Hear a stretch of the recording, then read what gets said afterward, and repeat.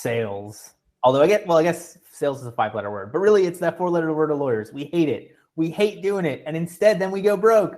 And honestly, literally everything we do is about sales. You are, as a lawyer, you are selling the truth to a judge, to a jury. You are selling your services to clients. You are selling yourself. You are selling the law. So I don't understand our hesitation with it. But that's why I'm super honored to have Tracey with us. Tracey Matney is here to talk about the simple secrets to sharpen your sales mind. So the mindset of sales. For those of you that don't know her, Tracey helps service providers make more sales without feeling salesy. Isn't that what we all want?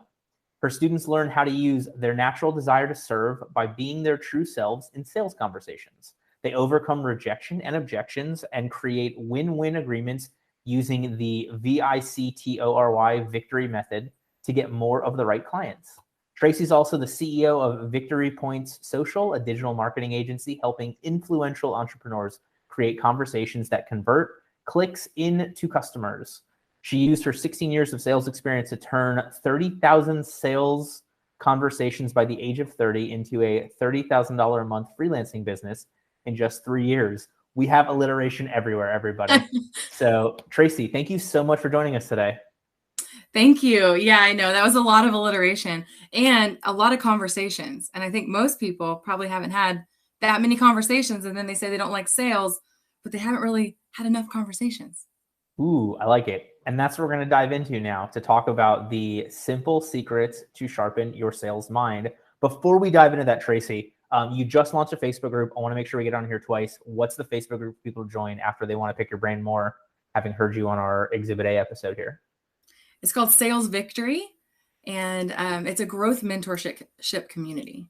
So it's called Sales Victory Growth Mentorship Community. There we go. All right, we're going to dive deep into this now. But before that, I do want to talk about our last episode. Our last episode had Kristen David on of Upleveling Your Business, the Kristen David, who talked about the no-nonsense approach to successful business management.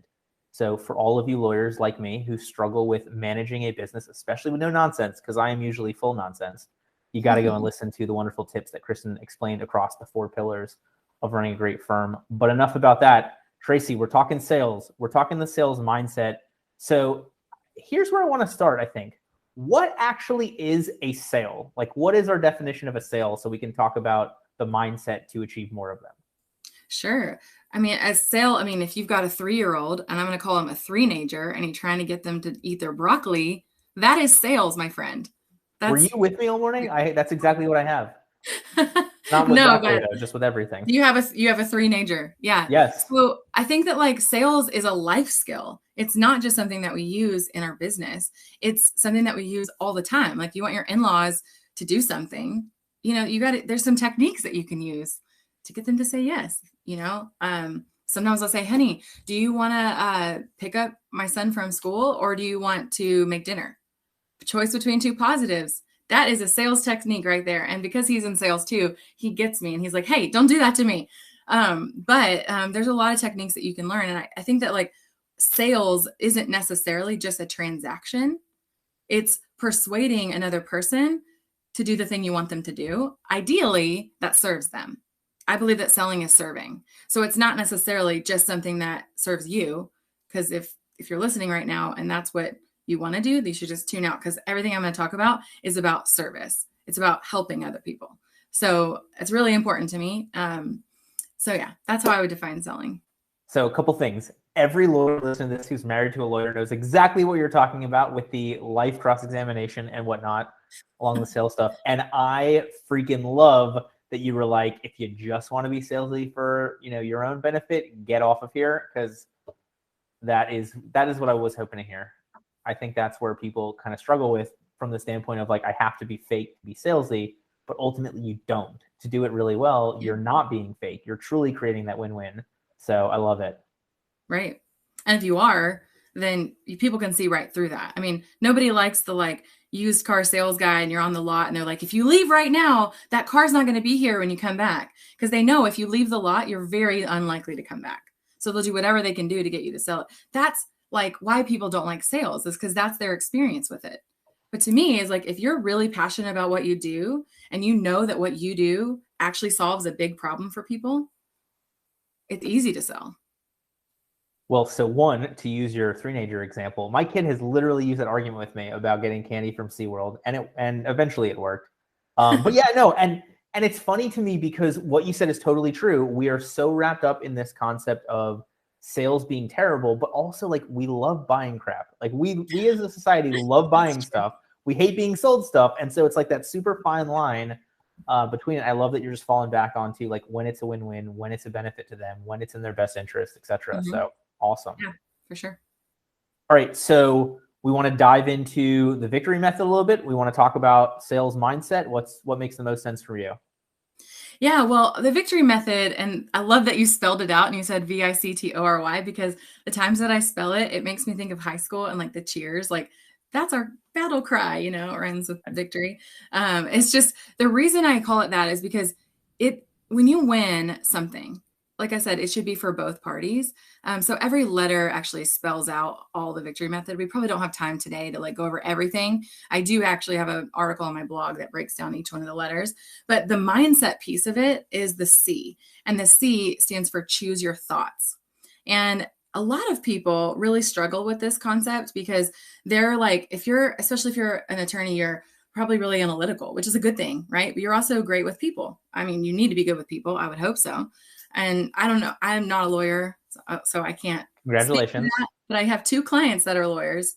And it's interesting, like talking with them, they're very different people. So it doesn't matter what your personality really is, you can learn to be good at sales and you can learn to get clients no matter what. And actually, sometimes introverts actually make better salespeople because they know how to ask better questions and they know how to zip it. Because people like me, I'm very extroverted. I can like talk to anybody in the grocery store line. No, that gets me in trouble sometimes. My gift of gab has actually caused me some lost sales because I talk too much and I get rambly, right? So, right? So everybody thinks, oh, well, I'm not extroverted. I'm not like outgoing enough. Like it's hard for me to like start up a conversation. But that part of it is actually something that could get you in trouble. So if you don't even need to be a good talker. You need to be a good question asker, a good listener, a good observer. And so, we can kind of dive into a lot of those things I just touched on throughout the victory method, but the C is choose your thoughts. And so, yeah. And I find it so interesting because like, I feel like everybody is always like, well, I'm an introvert as if it's a bad thing. But like, if you really boil it down, so you're trying to build a relationship with somebody.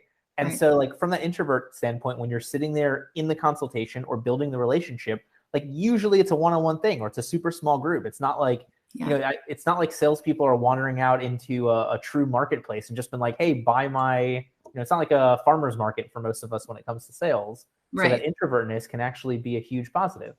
Right. And the marketing piece of your business should be the thing that's getting people to come to you. That's what's attracting people to you. And then the sales piece of what you do, that's like should be the part that you're really good at because that's all about you.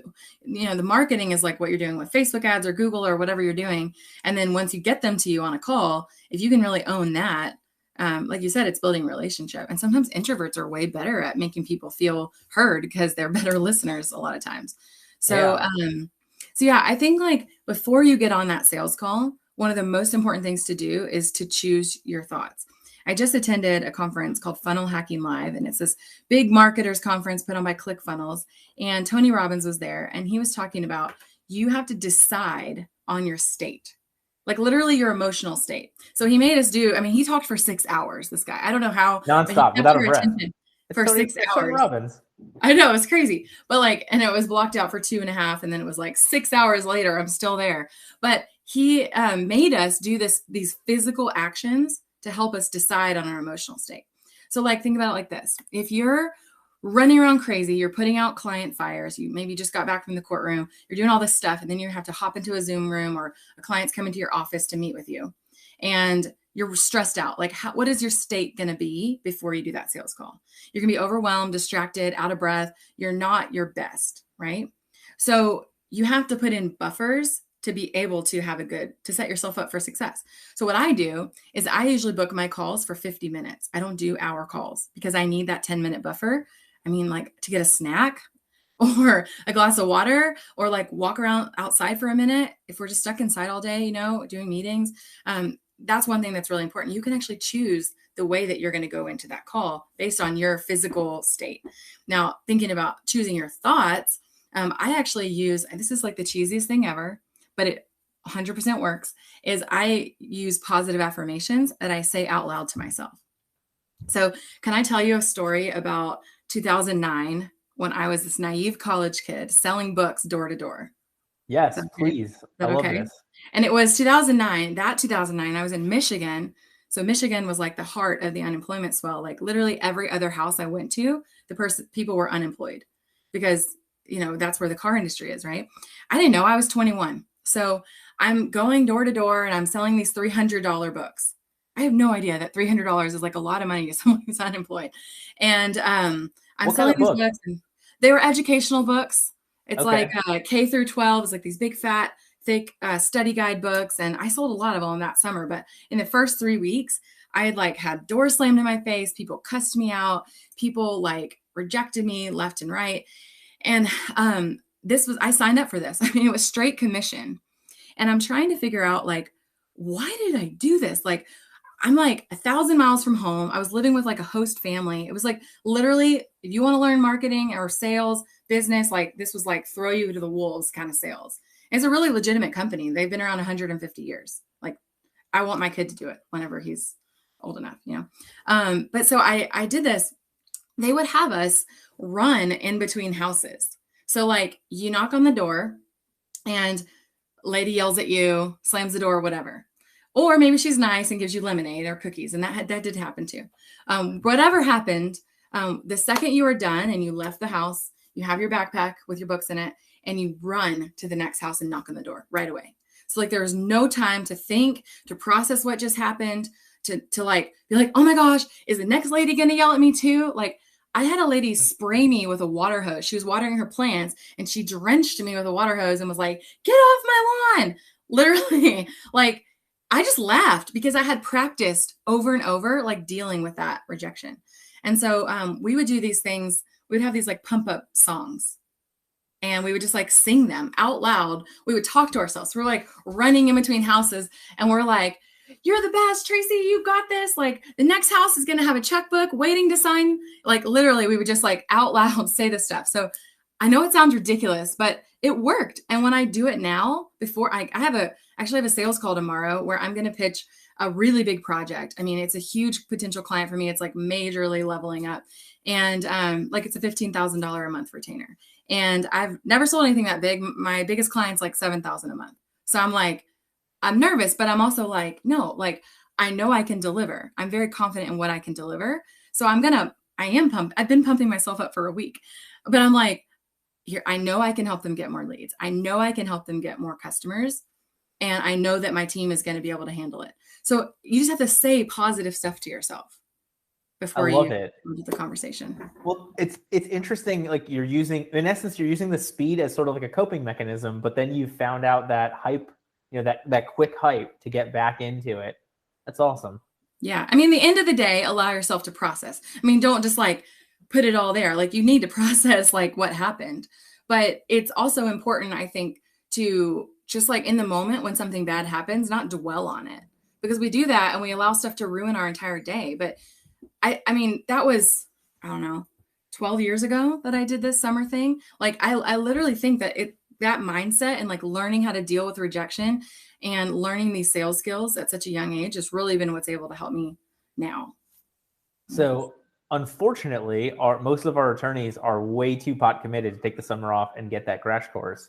So from that standpoint of like that law firm owner who's still doing their sales, but also still doing the legal work, but also still doing most of their marketing, but also still doing all their payroll, but also still their HR and 1,000 other hats, like how do they throw themselves into that opportunity? Like how do they get the numbers there? How do they get that? How do they get those reps in, I guess is the question. That's amazing that you said reps, because the R in the victory method is reps. Oh, so well, there we go. You have to get your reps in. Yeah. You have to get and I say, get your no reps in. The more no's you get, the closer you are to getting a yes. And so, I mean, are we saying, how do we get people on a call? Is that what you're asking me? Well, no. I mean, like, look, there's a ton of these episodes on marketing, and I want to stay away from that side of it. Like truly, I want to talk about the sales as much as we can. Sure. Because I think that's a lot harder to help lawyers with? Sure. So if they're getting 10 calls a week, Yeah. 10 meetings a week, you know, like say to yourself, like I'm going to do 10 calls. And no matter what happens in those calls, I'm going to show up. I'm going to do my best. Because if you're focused on the sale, the customer can see that, first of all. And I like to focus on the effort and the activity. So ask myself these questions that I can control, controlling the controllables. I can control whether I prepared for that call or not. Do I know enough about this potential prospect to be able to serve them, to be able to sell them something, serve them by selling them something? Like, do I know enough about them? Did I control my state ahead of time? Like, did I give myself enough buffer to be ready for that? Like, these are the things that they can control. So that's what I would focus on before they even get on the call. And then also I use a script. Like, I've been doing sales literally since I was 5, kindergarten, selling Girl Scout cookies. Seriously, every single job my whole life has been some sort of sales. And even though I've been doing sales that long, I still use a script. I mean, it's kind of like a framework. It's not like a memorized script, but the reason I use a framework is because it really helps me make sure that I cover the points that I want to cover. So, all right. So great point. So from that, 5-year-old selling Girl Scout cookies to selling books in college to now, how different has that framework gotten? It's actually really always the same. I mean, I didn't learn these techniques when I was 5. I think people bought them because I was cute and I kept going. Like, I just kept going neighbor door to door, right? Selling the cookies to random strangers. But I think like when I was in college, I learned this script, and they gave us a script. They said, here's what you do. You memorized it and all that. And I would find myself, I would go a whole week and I'd be like, I don't really think I used my script that much this week. And I would look at my numbers. I'd be like, dang it, like my sales are down. And I think a lot of it had to do with the fact that I was being lazy. And so we always had these meetings on Sunday afternoons, and it was kind of like our Sunday meeting, everybody get back together, talk about stuff. And I would always be like, I need to go back to my script. So I'd sit there and I'd study it. And on the weeks where I used my script more, I always did so much better. So the script itself, it always starts with a buying atmosphere. And this is something that is like a kind of a ninja trick that a lot of people don't do in sales. They start the sales conversation and then they ask a ton of questions, which is great. You should ask questions, but they'll be like, okay, what are you looking for? What can I do? And then they jump in with a solution and then they try to close it. That's like typical what people do in sales. And they skip the buying atmosphere. The buying atmosphere is when you ask permission to sell them something and you ask permission for them to give you a yes or a no. So you tell them like, hey, today I'm going to show you XYZ. And if you feel like this is going to be a good fit for you right now in your circumstances, is this something that you think you can decide on today? And it's a really hard question. It's a very bold question to ask. And they'll say yes or no. And if they're like, no, then you're like, oh, okay, is there somebody else that needs to be here? Like maybe your spouse or like a business partner, whatever. And they'll be like, yeah, actually my business partner needs to be here. I'm like, okay, let's reschedule. You know what? I think it's better if we just reschedule. That way you don't have to hear all the same stuff twice. And then so I would reschedule. Like I don't waste my time or their time doing the call. So that's one thing, is always making sure the decision maker is there and they're willing to decide. And then the other part of that buying atmosphere is that if they say yes, you say, okay, cool. And this was the cheesy way I did it. I would say like, at the end of today, if you could just give me a big thumbs up or a big thumbs down, it just like made me like a relatable person. It wasn't like it's all stuffy. Like, can you sign on the dotted line today? Like, I just have to be like me. Like I'm goofy. That's just how I am. So it's not a bad thing to like be yourself, especially like people have this vibe that lawyers are stuffy and boring. Like, so if you're like just able to be yourself in a conversation, like in the beginning, they're going to lighten up a lot more and they're going to trust you and they're going to like you more. So anyway, that buying atmosphere, setting that at the beginning, that way, when you get to the end and you're like, okay, and you've presented the pricing, you presented everything, and they say, okay, well, let me think about it. And you're like, hey, remember at the beginning, we kind of talked about whether you could decide today. And you said, yeah. And they're like, yeah, I did say that. And you're like, okay, so then it gives you a chance to go, okay, well, what's holding you back? Like, what hesitations do you have about moving forward? This is all every lawyer, they're thinking it's the price, but I don't want to seem cheap. So I can't tell you it's the price, but it's the price. Yeah. So if it's the price and they either didn't know how much it was going to be and they're kind of sticker shock, or maybe you just didn't build up the value enough. Like maybe they, and it might not always actually be the price. It could be that maybe they're getting 2 quotes and your price is the same, but they're like, I know I have to do this, but I don't know who to go with. And maybe it's that they don't trust you yet. And trust is a huge part, especially when it's a high ticket thing. I'm taking over people's Facebook ads. I'm spending their money on ads. They have to trust me. If they don't trust me, then they're not going to hire me. So what I do to kind of combat that is I cover that objection much earlier in the sales conversation. Is I say like, hey, and I know like us working together, it's going to require a lot of you to trust me. And I know that's really hard.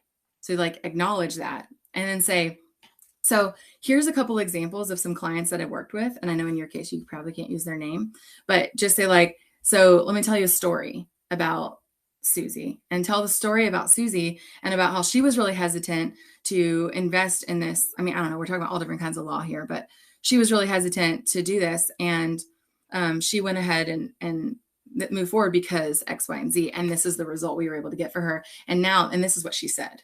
And maybe if you even have a testimonial, that's even better. But so I want to jump in along those lines. So because what you made such a good point, we were talking about different kinds of law. So from the standpoint of, in essence, most law is going to fall into one of two categories, proactive or reactive. So from that reactive standpoint, there was a car accident, somebody's hurt right now. Somebody was arrested, there's a case.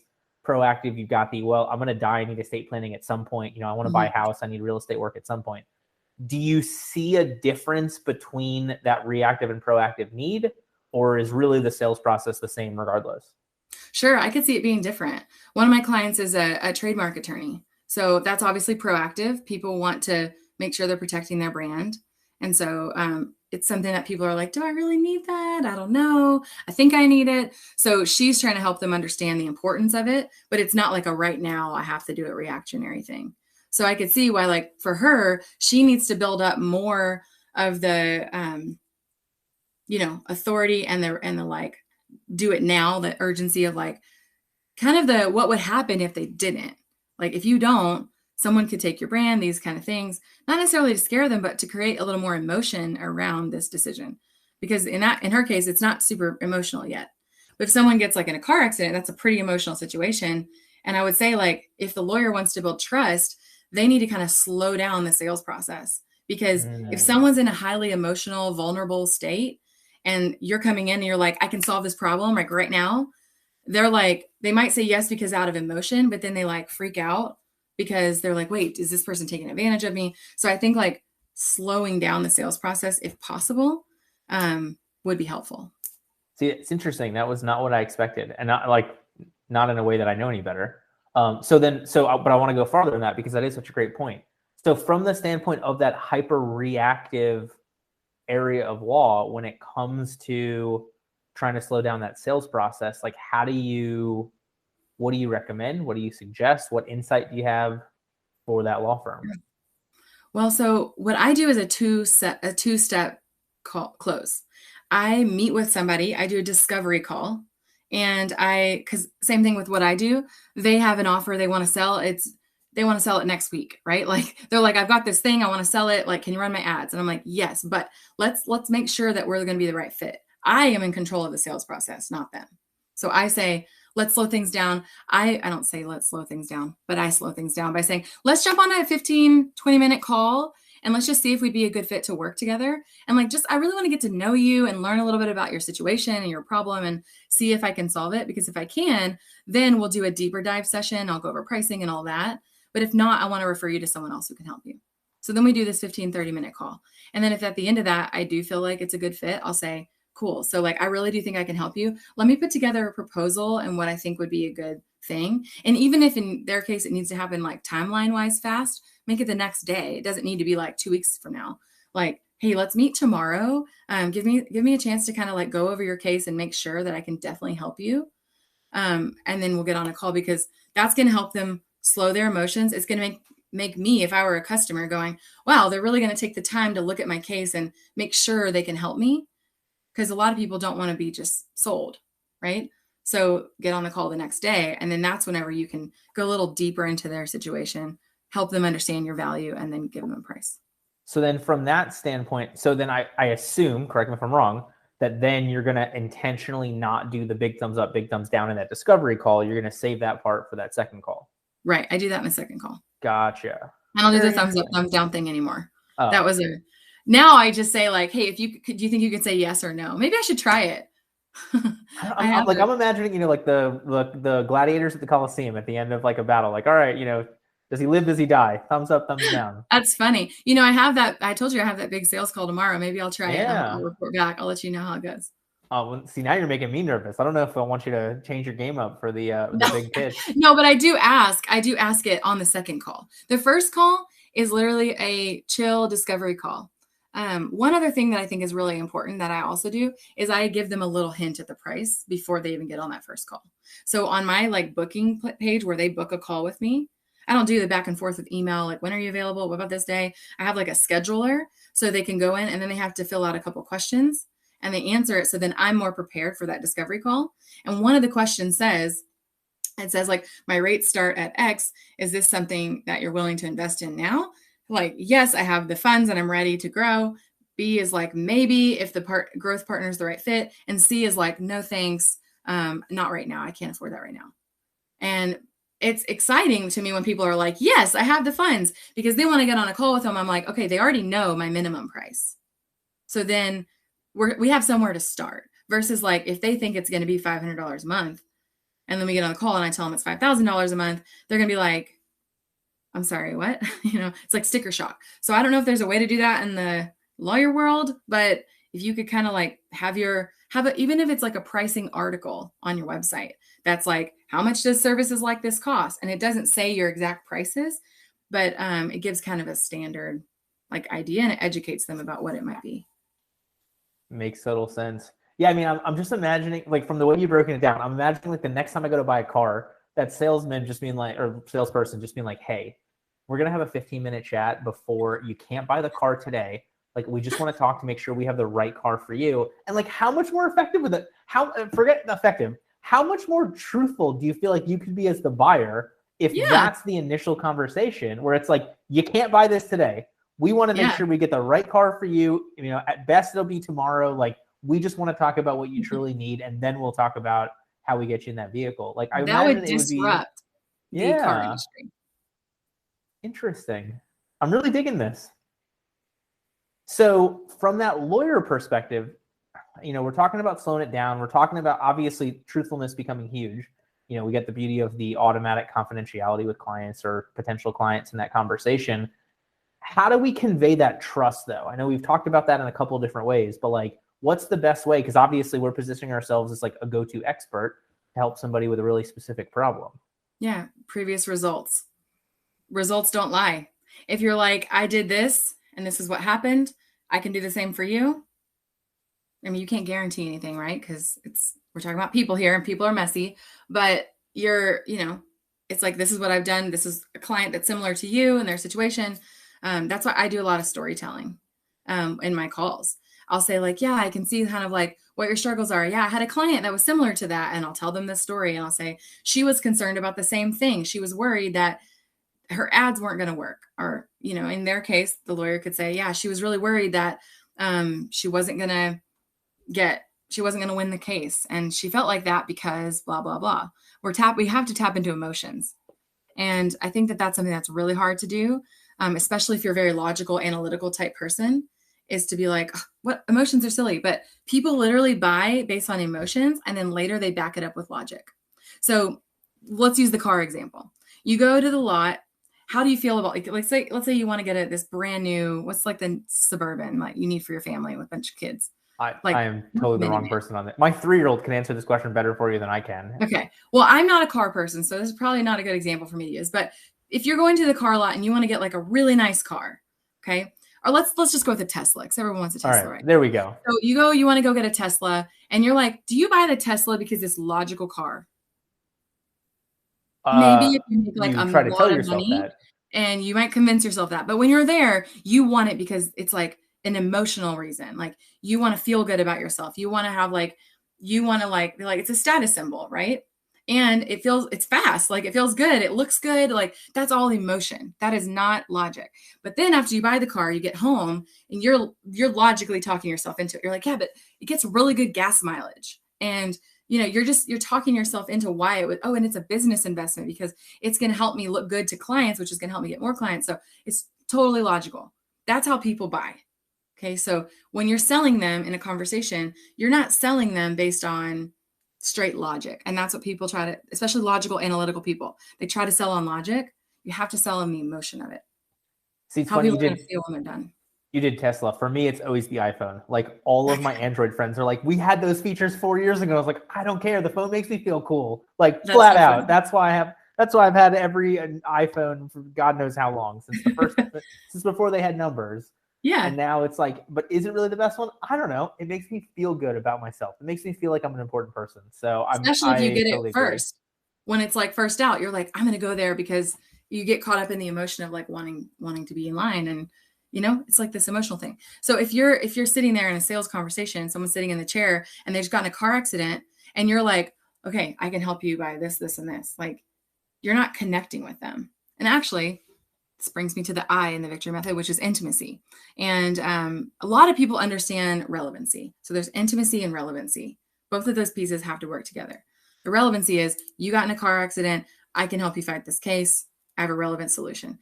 Intimacy is connecting with them, with their story and your story.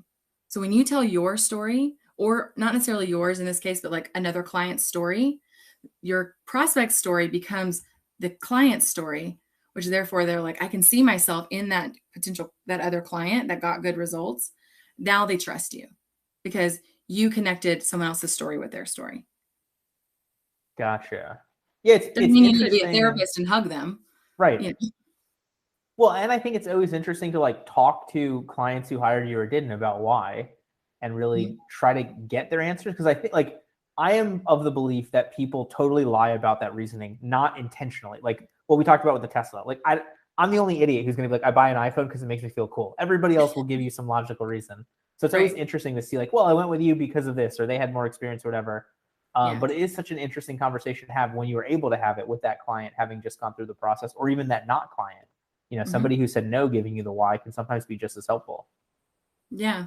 And it's actually kind of a bold thing to do is after they're done and they say, yeah, we just really can't do it. And you just say, okay, I totally respect that. Out of curiosity, what is it that is making you say no? And do it right then. They might not tell you, but maybe they will. And actually they might even go, well, it's this. And then now you have a chance to cover that hesitation.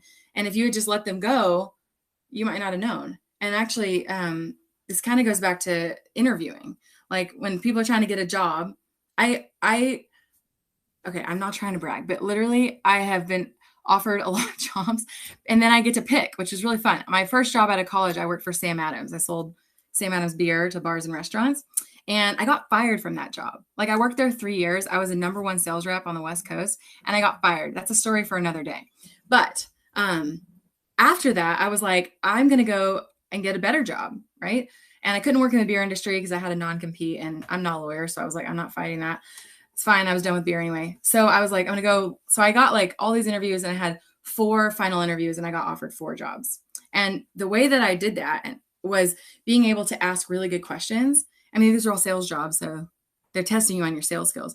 But what I would always say is like at the beginning of like, as we're getting closer toward the end of the process, I would say, so based on our conversation today and my resume and my background, do you feel like I'd be a good fit for this position? And they would always be taken aback. No one ever asked that. So they would be like, and you guys can use this if your lawyer is not working at your own firm. If you want to go get a lawyer job, ask that question. And they'll be like, they'll either say, yes, I do think you're a good fit. And your response is, great. So what's the next step? And they'll say, oh, well, we'd have to have you interview with this person. Or they'll say, well, we're kind of ready to offer you the job. Or they'll say, no, we don't think you're a good fit. Well, that's great. I'm glad to know that. Move on, right? Or you could say, well, why not? And then but most of the time the answer is going to be, well, we have all these other people we're interviewing, or, I'm not really at liberty to say, that's the most of the time. So then my question is, oh, well, what hesitations do you have? Do you have any hesitations about moving forward? And then they will almost always tell me something. And usually it was just because I didn't explain something very well earlier, or something that we didn't get a chance to talk about. And then I can cover the objection right then rather than the awkward follow-up.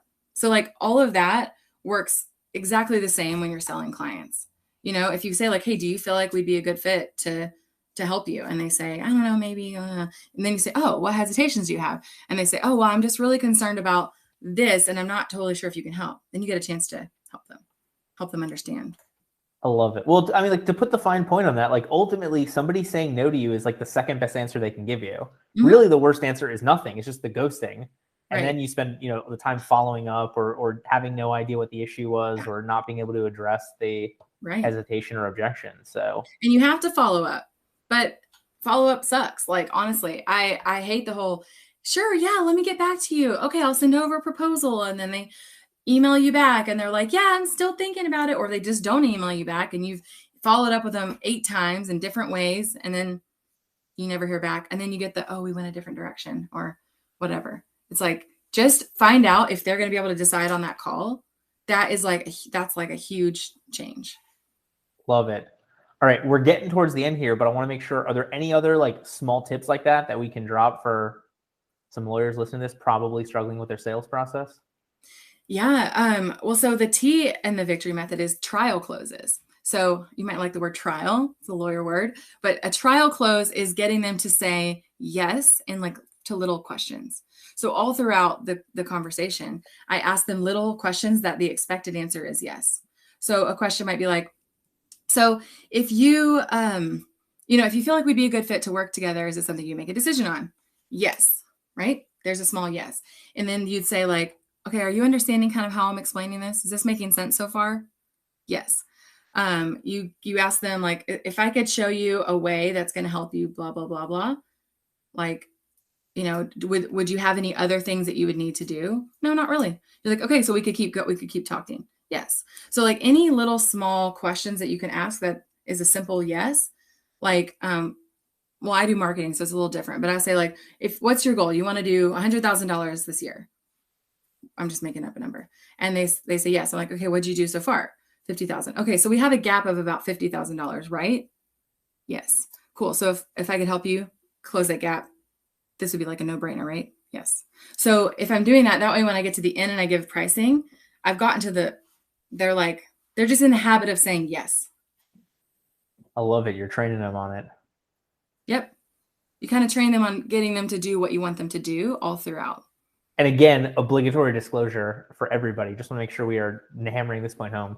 Everything that you're talking about here, everything I'm talking about here is based upon the fact that you are going to do a great job. Like, it is your moral imperative to get them to buy, because you will truly be the best attorney for them. You will truly solve their problem as best as possible. You will truly drive the right ROI they need to make that $50,000 gap and whatnot. Like, that is the table stakes of what we're talking about. I'm glad you brought it back to that, because these are all like techniques that people could go, oh, that's slimy. But honestly, if they have a problem and you have a solution, it is your responsibility to sell them something that will help them. If you don't sell them something that will help them, now they're still sitting at home not being helped.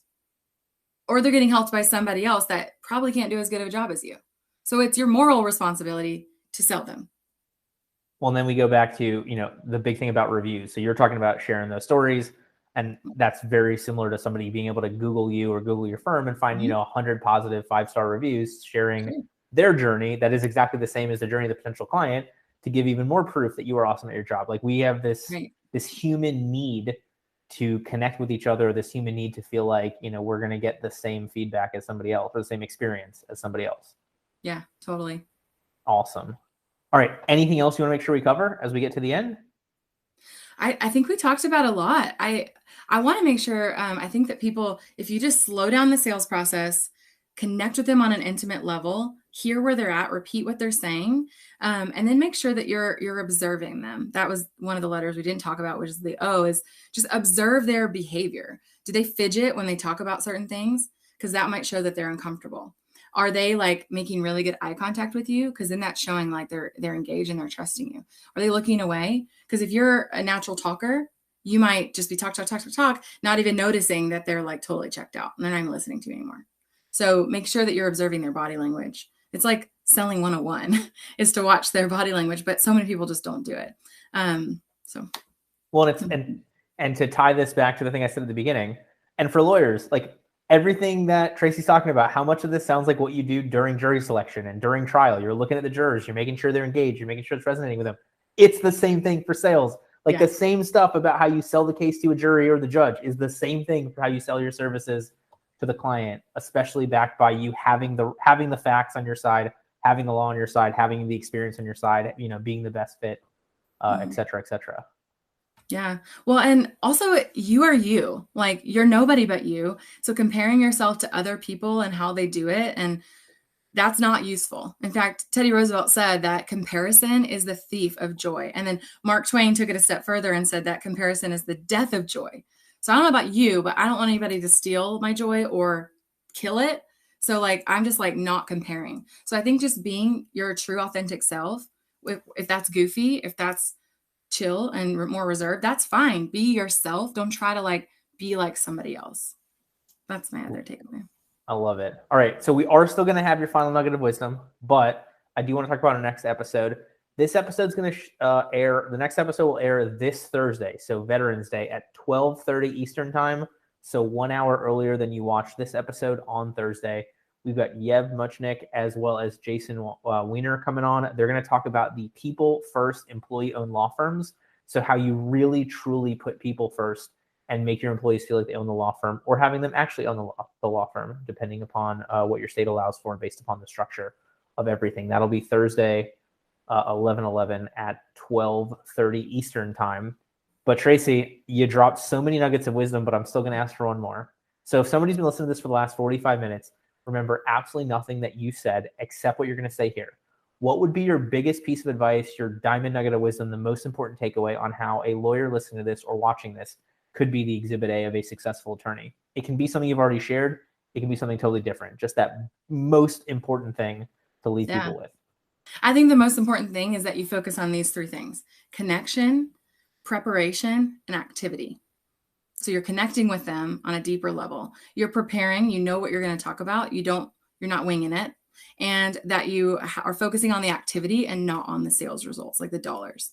So those are the three things that if you're focusing on those, you'll be successful in sales. Love it. Thank you so much for being with us today. Yeah, this was super fun. Thanks for having me. Yeah, absolutely. Before we go, we're going to talk about, I think, 2 different Facebook groups. We're going to let Tracey go first for her Facebook group, and then I want to talk about our masterclass tomorrow in our Facebook group. Yeah. So I have a Facebook group called Sales Victory. It's a growth victory growth. I just created it. Maybe it's too wordy. The Sales Victory. It's a growth mentorship community. So I go live in there very regularly with nuggets like this. You can ask questions and connect with other people in service-based businesses. Awesome.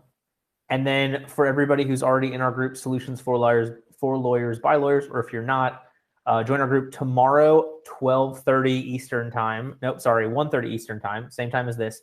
Tomorrow, the 9th, we're going to be doing our masterclass on CRM automation. So we're going to go over what that means, how to incorporate it for your firm, the time savings you should expect from it, the cost, etc. So that'll be 1:30 tomorrow in our Solutions for Lawyers by Lawyers group. And Tracey, seriously, thank you so much for your time. It was a pleasure to have you. Thanks for having me. This was fun, especially since I'm not a lawyer. So I hope that I was able to give you guys some wisdom and you'll actually take action and do something about it. Oftentimes it's more important for us to hear from other not lawyers as opposed to just being in our echo chamber of ourselves. Good.